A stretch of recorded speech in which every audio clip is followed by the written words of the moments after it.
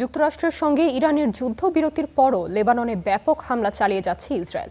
দক্ষিণ লেবাননের সীমান্ত অঞ্চলে সেনা সমাবেশ বাড়িয়েছে ইসরায়েল। ফলে দেশটিতে ইসরায়েল আগ্রাসনের মাত্রা বাড়ার শঙ্কা তৈরি হয়েছে। এই পরিস্থিতিতে লেবাননকে থামাতে প্রেসিডেন্ট ট্রাম্পকে হুঁশিয়ার করেছেন ইরানের নেতারা। তারা বলছেন, আঙুল এখনও বন্দুকের ট্রিগারই আছে। বৈরুত, বেকা উপত্যকা কিংবা দক্ষিণ লেবানন, দেশজুড়ে ছবিটা এখন একই। ইসরায়েলের এক রাতের বর্বরতার ছবি এগুলো।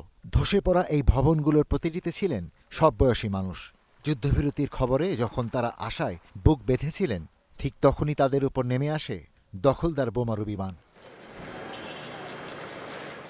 কেবল এবারই নয়, গেল ২৬ বছরে লেবাননে অন্তত ১ ডজন বার একই রকম গণহত্যা চালিয়েছে ইসরায়েল।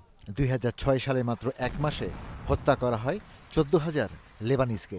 এবারের অজুহাত ইরানের প্রতি হিজবুল্লাহর সমর্থন। কিন্তু যুদ্ধবিরতির পর এমন হামলাকে প্রতারণা ও যুদ্ধাপরাধ উল্লেখ করে ইসরায়েলকে থামানোর হুঁশিয়ারি দিয়েছে ইরান। আপনি যুদ্ধবিরতির জন্য অনুরোধ করবেন, তারপর শর্ত মেনে নেবেন, প্রযোজ্য এলাকাগুলো মেনে নেবেন এবং লেবাননের নাম উল্লেখ করবেন। তারপর আপনার মিত্রই সেখানে গণহত্যা করবে। এটা তো হতে পারে না। এটিকে যুদ্ধবিরতির লঙ্ঘন উল্লেখ করে অস্ত্রবিরতি থেকে সরে আসার হুঁশিয়ারি দিয়েছেন প্রেসিডেন্ট মাসুদ পেজেশকিয়ান। বলেছেন, ইরান কখনো লেবাননকে ত্যাগ করবে না।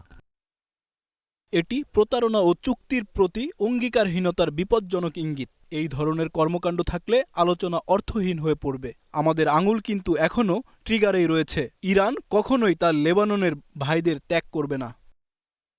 এদিকে লেবাননে অভিযানের গতি বাড়াচ্ছে ইসরায়েল। দক্ষিণ সীমান্তে মোতায়েন করা হয়েছে হাজার হাজার সেনা। পাল্টা জবাবে হিজবুল্লাহ ইসরায়েলের মাটিতে রকেট হামলা চালিয়েছে। ইসরায়েল জুড়ে মিসাইল সাইরেন বেজেছে অন্তত ১৫ বার। Ishtiaque Hossain, Star news.